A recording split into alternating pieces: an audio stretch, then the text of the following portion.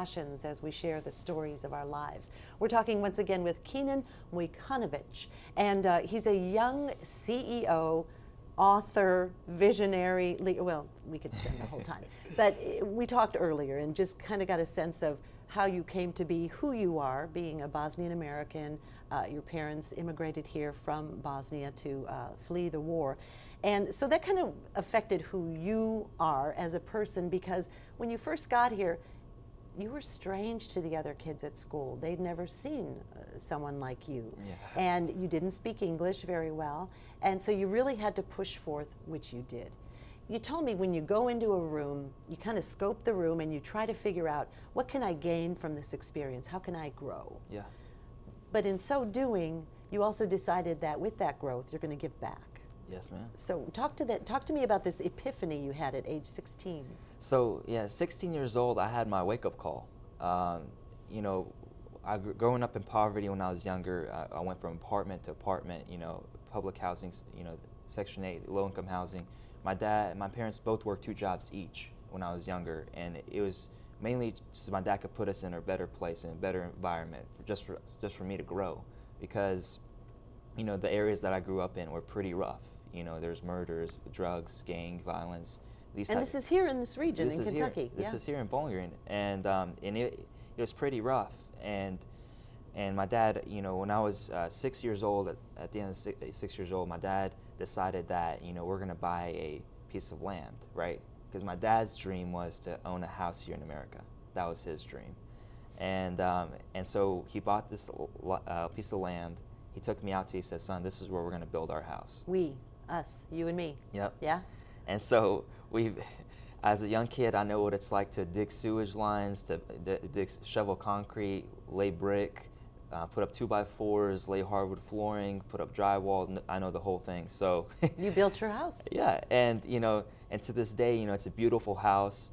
We just expanded it, and my dad, you know, and that I learned the value of hard work at a young age, and I realized that as a young kid, if I ever wanted anything in my life, it was that I was going to have to work for it, that it wasn't going to fall out of the sky, no one was going to give it to me, that I was going to have to get up and do something. But you know, you're 20 years old. When you look at your cohort, other 20-year-olds, do you get the same sense from them? No, and to be quite honest with you, I really think that the current millennial generation that we're in, we have a really hard time with one thing, and that is entitlement. I think that's a really big issue, is that everyone feels like they deserve respect, or they deserve. I don't have to work for this. I just deserve it. Yeah, I just deserve it.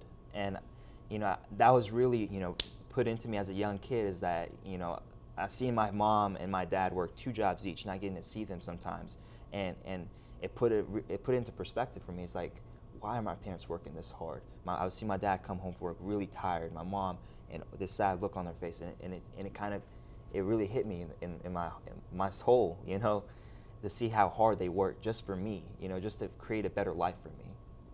And so, you know, going through as a kid, you know, working really hard, and you know, when you have a house, there's a lot of payments, right? Yes. It's a lot of upkeep. And in order to keep up with the payments, my parents worked low-income jobs, so they couldn't afford everything, right? But they did their best. So what my dad did on the side, in Europe, he was really well at repairing cars. You know, car repair.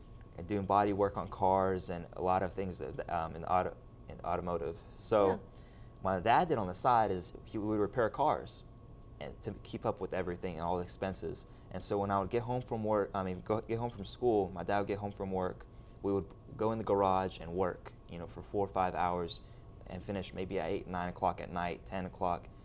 And, you know, having to work that hard with my dad for 10 years, in and on out, and, you know, seeing Johnny down the street who's playing basketball. Oh, sure, riding his bike, hanging out. Having fun, and then me here working with my dad, it really hit me hard, you know, as a young kid. It's like, but I always knew that I was going to be somebody. But you know what? That story that you just told, that could have made you a really bitter person. What happened? Why are you not that bitter person? Because, yeah, that's a really good question. It's because that's when I had 16, I had the wake-up call. is that, you know, I was going to school, you know, wanting to be just like everybody else and be that popular, cool kid, and realize that that wasn't me. And then going home to work really hard and then, you know, repeat the same cycle. And I came home from one day of school and said, you know, what is my purpose in life? Why am I here? How did I make it this far? Do you know how many people ask themselves that question but never find the answer? And a lot of people. Yeah. And that's where the famous Mahatma Gandhi line, you have to lose yourself in the service of others to find your purpose. And that's when, you know, I started questioning, right, of who I was. And then seeing, you know, then going back 15 years and seeing how my parents got here and how the Bowling Green community has opened its arms, provided the Bosnian community with jobs and opportunities for them to be a part of this culture, right? They helped them out, essentially. Marty Deputy. Yes. And opening up doors. Who started the refugee center here, Marty, the late Marty Deputy, yes. And basically, that right there, I realized that no one has ever repaid that back. So I decided that, you know, I was going to help out this community as much as I could and volunteer. And so I did, and then I realized that there is a need and there is a lack of our youth here in this community, you know, contributing to society and helping others. And they're going the entitlement route. Exactly. Yeah. And so that's when I decided to start Young Visionaries Foundation, and it relies around the principle of being a visionary, you know, being able to spot a problem and solve it, right? Not waiting on anything, see the future, and creating that future, essentially. So that's what I did, and I started, you know, I called my friend one night, I was like, hey, I'm gonna do this, you wanna help me? And he said, yeah, of course. And so he didn't say you're crazy, what are you talking about? No? You hear this big pause on the phone, it's like, this Really? guy's great, yeah. Yeah. and so but we did it, you know, and then here's what most people, you know, look back and it's like, how did this go about? You know, did you have any support in the beginning? It was really tough because, you know, as a 16-year-old, you're starting something like this and people look at you like you're crazy. Yeah. And, you know, my parents were like, well, what are you trying to do here? Like, you need to focus on school. What are you doing? And so, but I was focused. I knew what I was building. And I knew that it was going to go where it was going to go, where it is right now, before it even happened. I just knew. And so I would work really hard, right? And we would do these events. Beginning, there was maybe 1 or 2 or 3 of us the most, and we were going out buying turkeys for the community or going out buying books for the kids, doing all these things. And then, you know, most nonprofits do 2 or 3 events a year. Our first year we did 9, and that shocked a lot of people in the world. It's like, you did 9 events, how did you do this?